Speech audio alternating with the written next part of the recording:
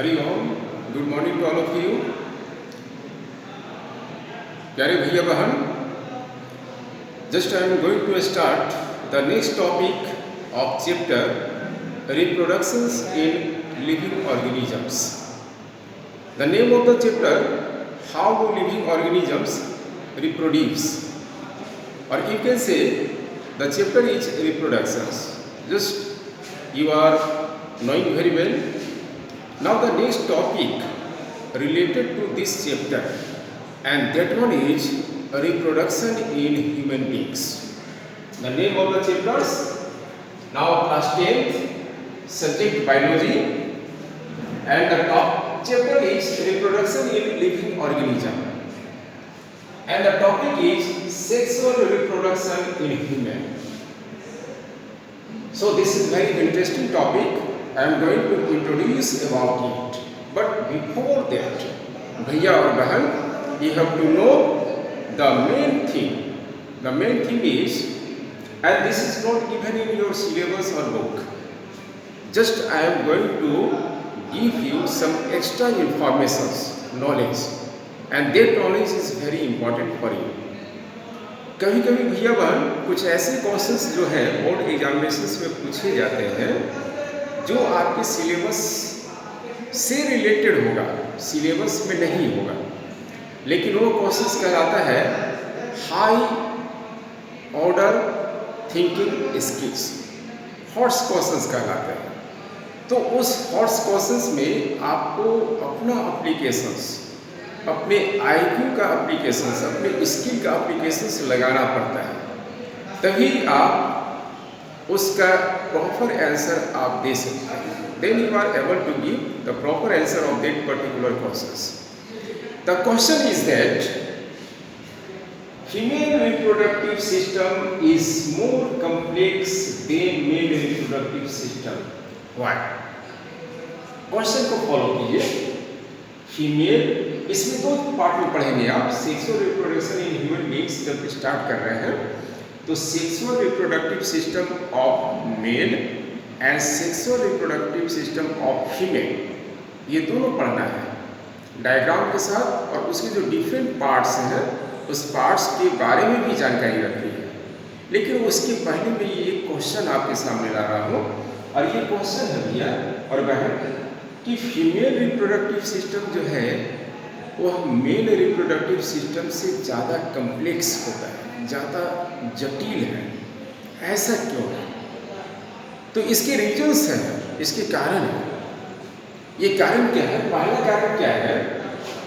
देखिए, रीजन्स क्या होता है कि फीमेल रिप्रोडक्टिव सिस्टम के जितने ऑर्गेन्स हैं, जितने पार्ट्स हैं, ये सभी के सभी पार्ट्स फीमेल बॉडी के एब्डोमिनल कैविटी में सिचुएटेड रहता है, वहाँ पर रहता है इनसाइड दैट। इसलिए मैंने लिखा है ऑल पार्ट्स और organs are situated inside the abdominal cavity. Abdominal cavity जानते हैं? एब्डोमेन, एब्डोमेन पेट को कहा जाता है।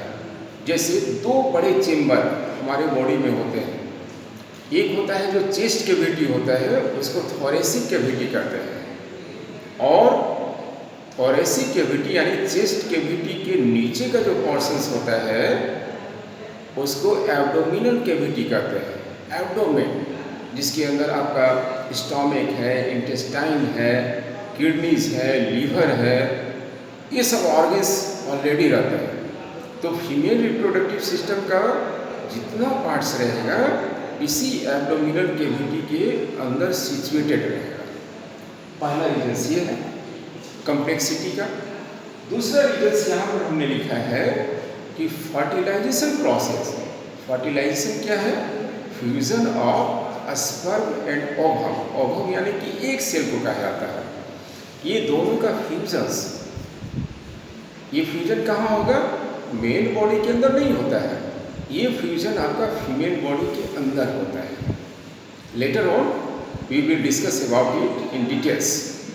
तो फर्टिलाइजेशन प्रोसेस होंगे फीमेल बॉडी के अंदर। दूसरा है after fertilization there is a formation of zygote. Zygote का फॉर्मेशन होता है। और ऐसे जाइगोट को भी हम कहते हैं, zygote is the first cell of all living beings. जितने भी लिविंग बींग्स हैं वह डेवलप करते हैं जाइगोट से ही करते हैं। और जाइगोट जो होते हैं सिंगल सेल स्ट्रक्चर होता है। जाइगोट का फॉर्मेशन होता है as a result of fertilization. अब वो जाइगोट जो है यहाँ एम्ब्रियो में कन्वर्ट होगा। एम्ब्रियो में कन्वर्ट होने के बाद फिर जो है डेवलपमेंट होगा उसका, और आपका जो अनबॉर्न बेबी जिसका जन्म नहीं हुआ है बेबी के रूप में वो कन्वर्ट होगा, जिसको आप फाइटस कहते हैं, ठीक है ना। और फाइटस बनने के बाद तब वो जो है फुल शेप के स्ट्रक्चर में जब बेबी बनते हैं तभी बर्थ होता है। तो ये सारा काम जो है ये all the phenomena, all the processes are taking place inside the female body, not with male body. तो ये कॉम्प्लेक्सिटी का दूसरा कारण है। और एक कारण और है कि जो रिप्रोडक्टिव फेज होते हैं, रिप्रोडक्टिव फेज का मतलब हुआ कि फॉर्मेशन ऑफ ओवम सेल और एग सेल जो होते हैं उसकी पहले क्या है कि फीमेल बॉडी एक नेचुरल फेनोमेना है जिसको कि मेनार्क कहते हैं, और एक नेचुरल फेनोमेना है उसको मेनोपॉज कहा जाता है। ये रिप्रोडक्टिव फेज के अंतर्गत आता है। इसके बारे में भी हम डिस्कशन करेंगे, बाद में इसका डिटेल्स में बताऊंगा। तो ये जो रिप्रोडक्टिव फेज या स्टेजेस के जो फेनोमेना है, जो नेचुरल फेनोमेना है, ये फीमेल बॉडी के साथ ही होता है, ये मेल बॉडी के साथ नहीं होता है। तो ये सब रीजन्स हैं, ये सब कारण है, और इसी सब कारण के कारण जो है फीमेल बॉडी का जो रिप्रोडक्टिव सिस्टम होता है वो ज़्यादा कम्प्लेक्स हो जाता है। So these are the reasons we have. Now, one by one, I am going to start.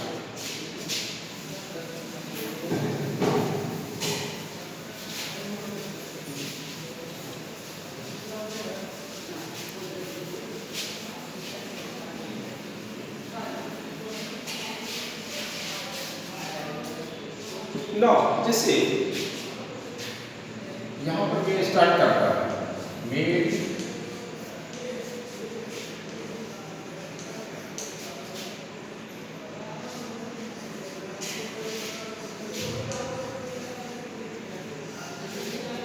System of human. चूंकि मैंने बताया कि इसको अलग अलग पढ़ना है। अब इसके जो है इंपॉर्टेंट पार्ट्स या organs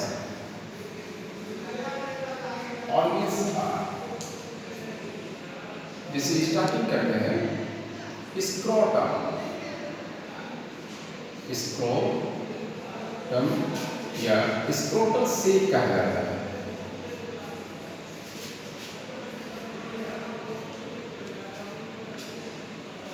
Actually, this is not the major part of this system, but all the reproductive parts of male reproductive system of women are situated in scrotum, inside the scrotum.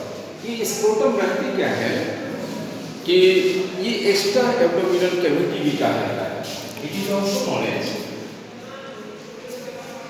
extra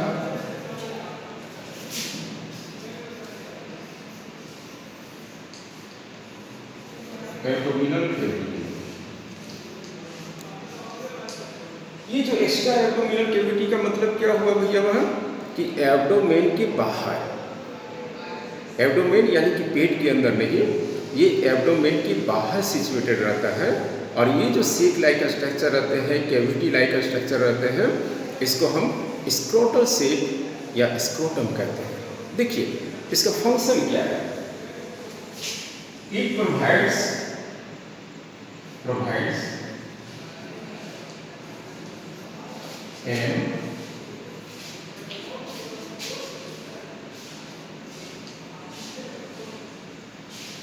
optimum temperature।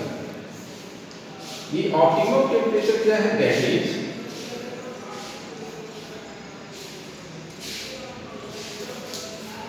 1 to 3 degrees Celsius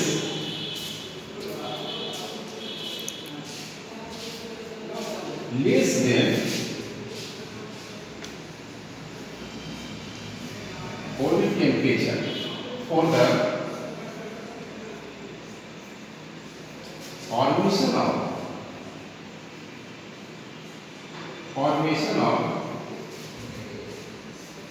sperms.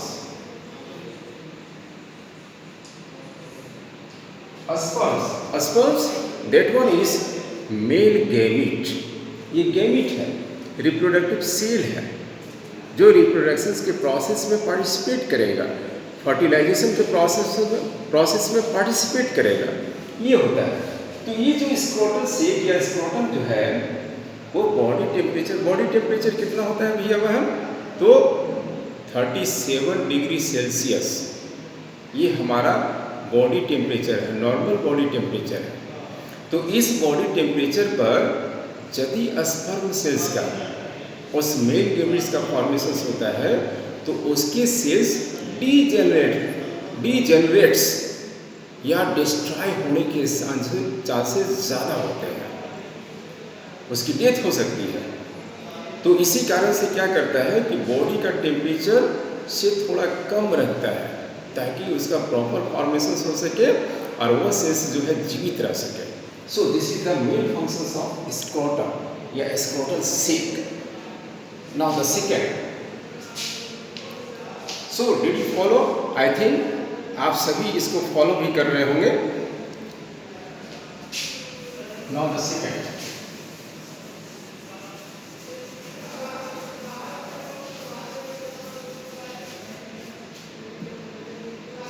the second part is testes.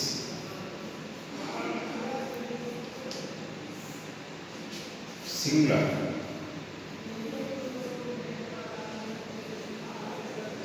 form is testes. अब देखिए इसकी संख्या number is 2 number में रहते हैं, 2 की संख्या होती है। इसका मेन फंक्शन क्या है देखिए भैया बात, ये चैप्टर जो था कंट्रोल एंड कोऑर्डिनेशंस, हालांकि एग्जामिनेशन पॉइंट ऑफ व्यू से इस वर्ष इस चैप्टर को आपको नहीं पढ़ना है, लेकिन हमने जो उसमें बताया था एक हार्मोनल कोऑर्डिनेशंस बताया था। तो ये जो हार्मोनल कोऑर्डिनेशंस में हमने कहा था कि हार्मोन्स का जो फॉर्मेशंस होता है वो पर्टिकुलर ग्लैंड्स के द्वारा होता है और उस ग्लैंड्स को कहते हैं एंडोक्राइन ग्लैंड्स।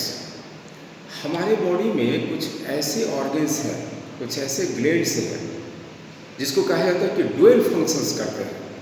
अब ये डुअल फंक्शंस का मतलब क्या हुआ कि ऐसे ग्लैंड्स जो एक्सोक्राइन है एज वेल एज एंडोक्राइन है, वैसे ग्लैंड्स को डुअल ग्लैंड्स कहते हैं। उसमें से एक आपका टेस्टिस भी है, ठीक है। तो यहाँ पर एक्सोक्राइन के रूप में क्या रहेगा कि वह स्पर्म सेल्स का प्रोडक्शन करेगा, और एंडोक्राइन के रूप में क्या रहेगा, यह टेस्टोस्टेरोन जो है वो उसको मेल सेक्स हार्मोन्स कहते हैं, उसका भी ये प्रोडक्शन करता है। तो हार्मोन्स का फंक्शन अलग रहेगा और जो सिक्रीशन करता है वो स्पर्म का जो प्रोडक्शन करता है वो अलग रहेगा। तो इसीलिए कहा जाता है कि टेस्टिस का फंक्शंस जो है वह डुअल है, दोहरी भूमिका में है, इसीलिए इसको डुअल ग्लैंड्स भी कहते हैं। तो यहाँ पर भैया मैं आपको बताऊंगा कि इसके जो फंक्शंस होते हैं mainly production of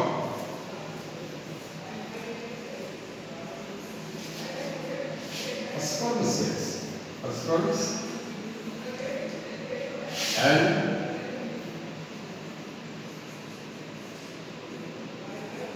production of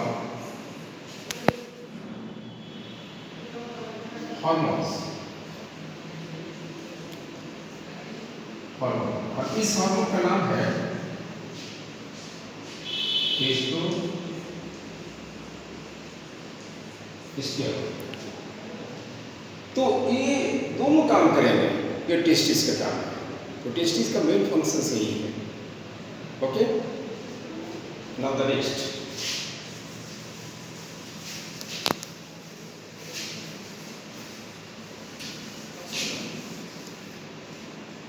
now after that third number, और थर्ड नंबर कहा जाता है कि स्पर्म डाटा।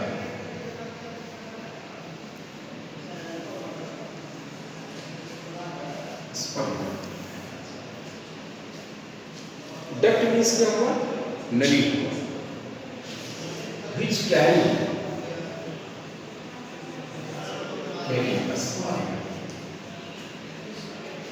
स्पर्म सेल्स भी कह सकते हैं। तो ये स्पर्म सेल्स को कहाँ से कैरी करेगा, ये आपको टेस्टिस से लेकर के यूरेथ्रा तक करेगा, यानी उसके बीच में कुछ और जंक्शंस आते हैं, वो जंक्शंस का नाम आएगा आपका एपिडाइडमिस है, सेमिनल वेजाइटिस है, प्रोस्टेट ग्लैंड्स है, फिर उसके बाद पेनिस है, ये सब उसके बीच की जो है वो पार्ट है, जहाँ जाकर के स्पर्म्स कुछ रुकता भी है, और उसके साथ जो है कुछ लिक्विड्स भी जो है मिक्सअप करते हैं। लिक्विड्स इसलिए मिक्सअप करते हैं कि उस स्पर्म सेल्स को न्यूट्रिशंस भी मिलता रहे और वो स्पर्म सेल्स फ्लोट भी करता रहे। तो ये उसके पार्ट्स होते हैं।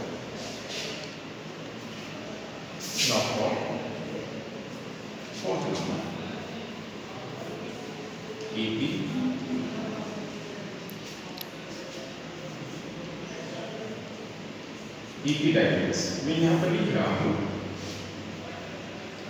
सेमिनल वेजाइटिस,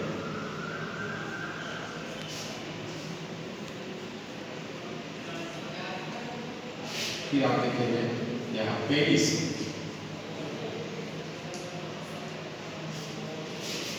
और इसके बीच में एक स्ट्रक्चर और है, प्रोस्टेट ग्लैंड है।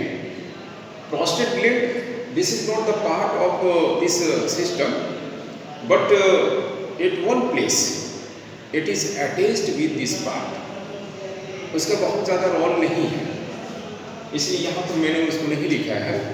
अब देखिए ये जो एपिडाइडमिस है, यहाँ पर स्पर्म आकर के कुछ देर के लिए रुकते हैं, इसलिए इसको कहा जाता है कि temporary storage place of sperms. तो स्पर्म्स जो है कुछ देर के लिए यहाँ पर आकर रुकते हैं, फिर उसका फ्लोटिंग होता है। अब देखिए सेमिनल वेजाइकिल इसका बहुत इंपॉर्टेंट रोल है। सेमिनल वेजाइकिल्स में क्या होता है कि स्पर्म के साथ सीमेन का मिक्सअप होता है, और वही सीमेन जो है प्रोटीनस सब्सटेंसेस होते हैं जो स्पर्म सेल को फूड प्रोवाइड यानी कि न्यूट्रिशन प्रोवाइड करने का काम करता है, और साथ ही एक फ्लोटिंग मीडियम प्रोवाइड करता है। ये सेमिनल वेजाइकिल क्या है। अब पेनिस क्या है, पेनिस को कहा जाता है this is the ejaculatory organ, जो रिप्रोडक्शन प्रोसेस के अंतर्गत discharging of sperms as well as urine इसके थ्रू होता है। तो ये जो पेनिस होते हैं ये मस्कुलर स्ट्रक्चर रहते हैं, और ये बने होते हैं स्पॉन्जी सेल्स के बने रहते हैं। ठीक है भैया बहन, तो यहाँ तक तो है केवल पार्ट्स के बारे में हमने एक जानकारी दिया। अब इसका जो सेकेंड पार्ट आएगा वो डायग्राम आएगा। तो डायग्राम के थ्रू हम सभी देखेंगे कि कौन सा पार्ट्स कहाँ पर सिचुएटेड है और किस तरह से वो पास करते हैं, यानी कि स्पर्म का जो पासिंग पाथ है, यानी कि उसका जो एक कह सकते हैं कि उसका जो रूट चार्ट है वो किस प्रकार से है। तो डायग्राम के थ्रू हम जो है नेक्स्ट क्लास में आपको एक्सप्लेन करेंगे। तो एक बार भैया बाहर इस सिस्टम के बारे में थोड़ा सा अपने एनसीईआरटी बुक से उसको देखते हुए थोड़ा सा पढ़ लेंगे, और आज का टॉपिक मैं यहाँ पर समाप्त कर रहा हूँ। एक बार पढ़ के भी आएंगे तो कल जो है यानी कि नेक्स्ट क्लास जब होगा मेरा, वहाँ पर मैं डायग्राम के थ्रू जो है इसको एक्सप्लेन करूँगा, and then I will give you some home assignment. Okay, thank you and have a nice day.